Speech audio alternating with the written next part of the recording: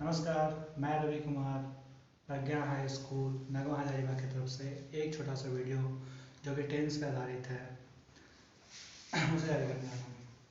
Tense tense का मतलब हम सब जानते हैं काल होता है। इसको अदर वर्ड में हम लोग टाइम भी बोलते हैं और समय भी बोलते हैं। ठीक है।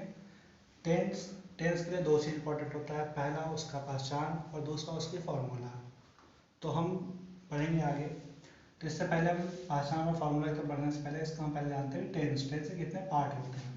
तो इसके तीन पार्ट होते हैं, पहला पास्ट टेंस होता है, दूसरा प्रेजेंट टेंस होता है, तीसरा फ्यूचर टेंस होता है। पास्ट टेंस का मतलब होता है भूतकाल, भूतकाल मतलब जो हमारा बीत चुका है। ठीक है। प्रेजेंट टेंस मतलब वर्तमान काल जो मेरा भी चल रहा है। और फ्यूचर टेंस मतलब भविष्य काल मतलब जो आने वाला है वो। ओके।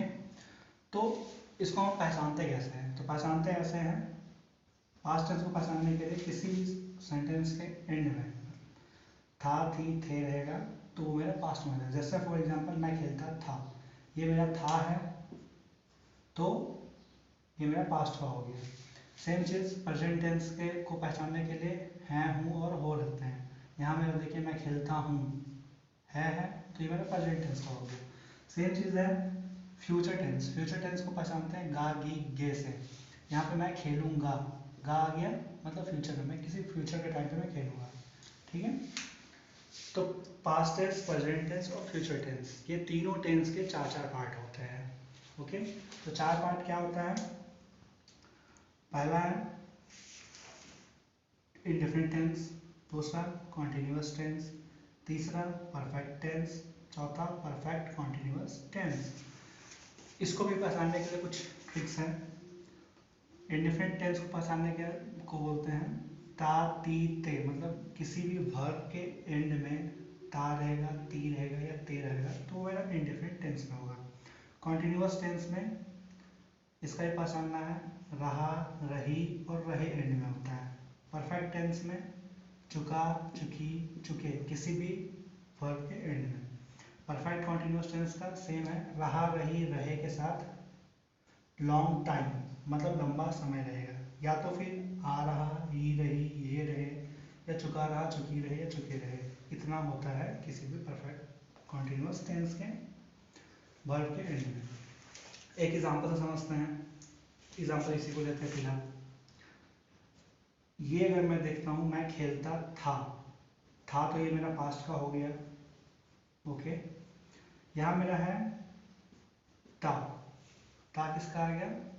यहाँ ता है मतलब इंडेफिनिट का, तो ये हो गया मेरा पास्ट इंडेफिनिट टेंस।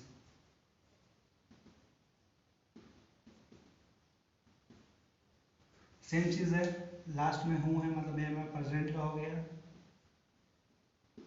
और सेम चीज़ ता है मतलब इंडेफिनिट टेंस, ये भी मेरा इंडेफिनिट का ही होगा।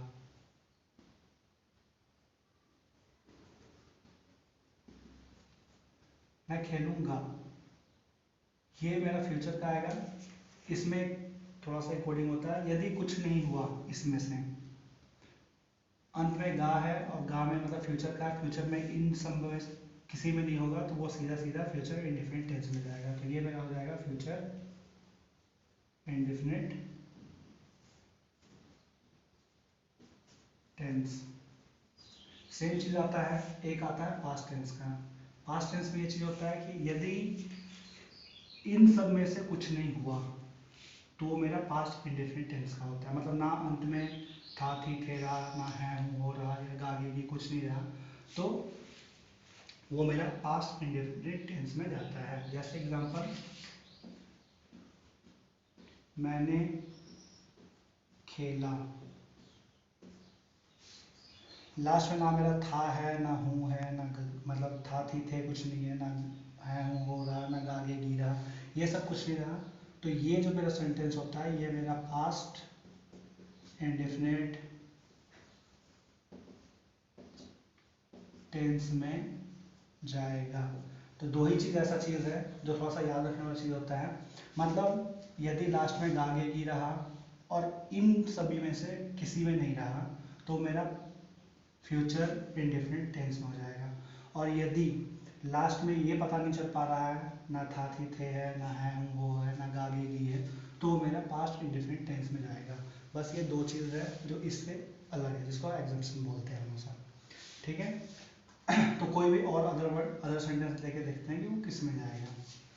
सबसे पहले लेते हैं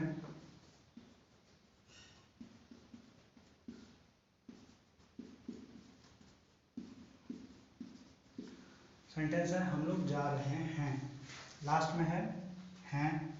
हैं हमारा हो गया प्रेजेंट का,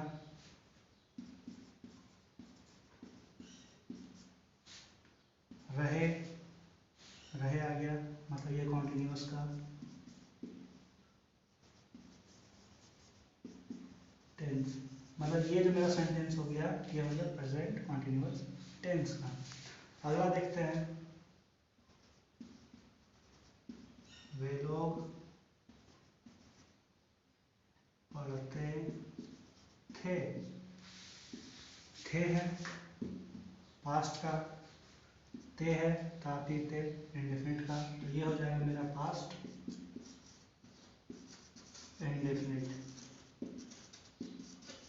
टेंस का। सेम चीज है हम लोग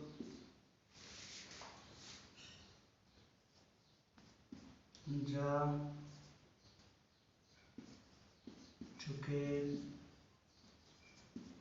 होंगे, लास्ट में है गे मतलब फ्यूचर का, चुके चुका चुकी चुके परफेक्ट का,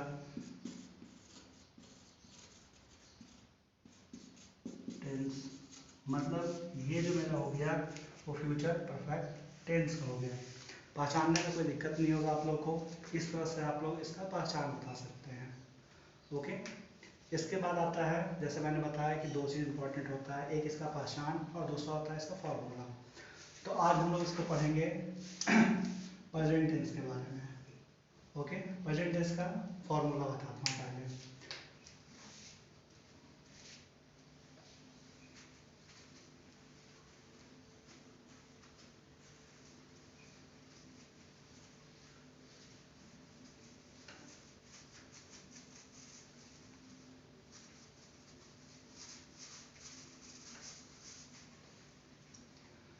जैसा आप लोग अभी पढ़ें, प्रेजेंट टेंस के चार पार्ट होते हैं। ओके, पहला पार्ट है प्रेजेंट इंडेफिनिट टेंस। इसका फॉर्मूला होता है subject plus V1 V5 plus object. Okay, दूसरा है प्रेजेंट कॉन्टिन्यूअस।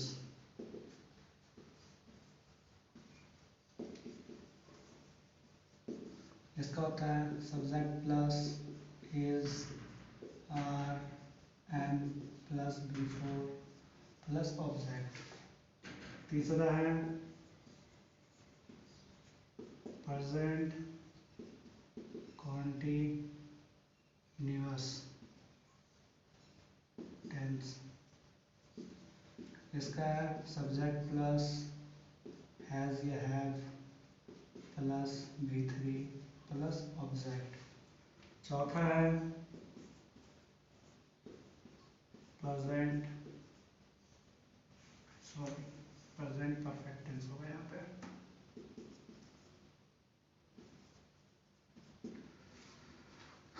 परफेक्ट कॉन्टिन्यूअस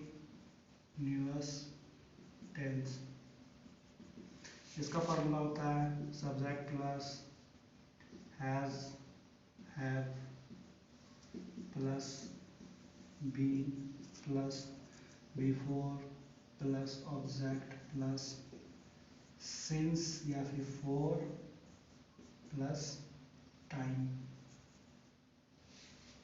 अब आप लोग ये सोच रहे होंगे कि किसके साथ V1 का यूज़ करेंगे, किसके साथ V5 का, किसके साथ इज आर एन। तो यहाँ पे सिंपल सा है, तीन ग्रुप बनाया गया है। एक आई का ग्रुप है, एक यू का, वी दे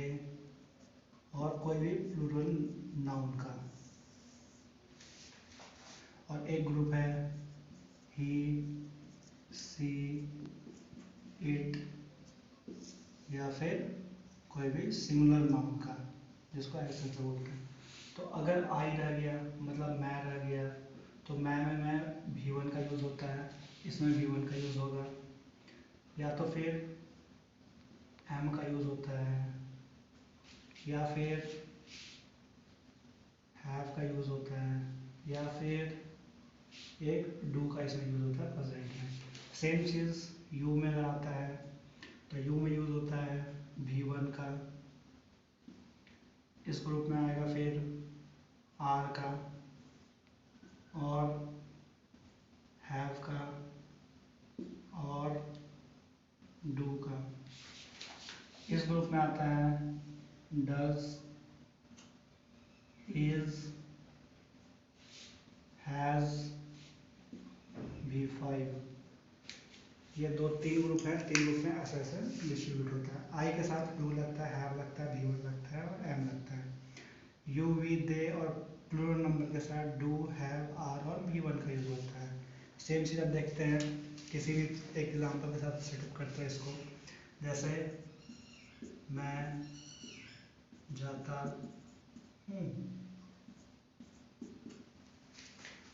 हूँ है मतलब सेम चीज़ है, ये प्रेजेंट का है। पहले सबसे पहले इसको किस में पहचानते हैं, ये प्रेजेंट का हो गया। उसके बाद ता है, तो ता आप लोग इसके पहले बताया हूँ, ता मतलब इंडेफिनिट, तो प्रेजेंट इंडेफिनिट का हो गया ये। तो प्रेजेंट इंडेफिनिट का फॉर्मूला क्या है, सब्जेक्ट है, V1 V5 है और ऑब्जेक्ट है।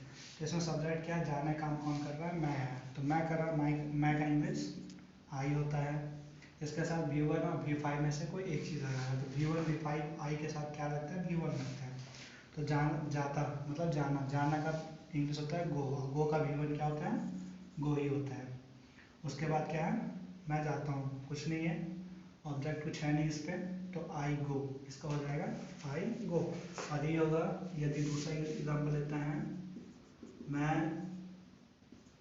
बाजार जा रहा हूँ, तो इसको अगर हम लेते हैं आई, सॉरी पहले पहचानते हैं इसको, हूँ है मतलब प्रेजेंट का हो गया, और रहा है मतलब कॉन्टिन्यूअस है। तो प्रेजेंट कॉन्टिन्यूअस का फॉर्मूला क्या है, subject plus is are am plus V4 plus object.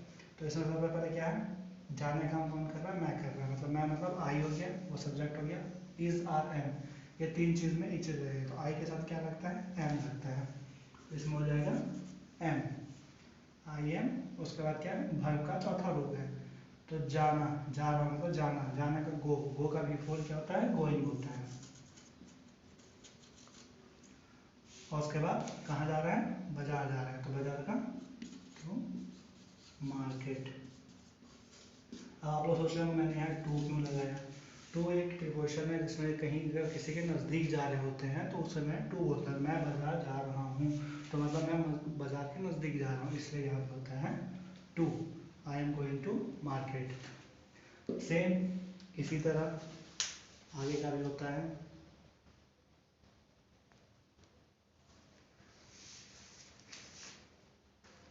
Next example अगर हम लेते हैं, सेम चीज़ होगा, अगर मैं पढ़ चुका हूँ,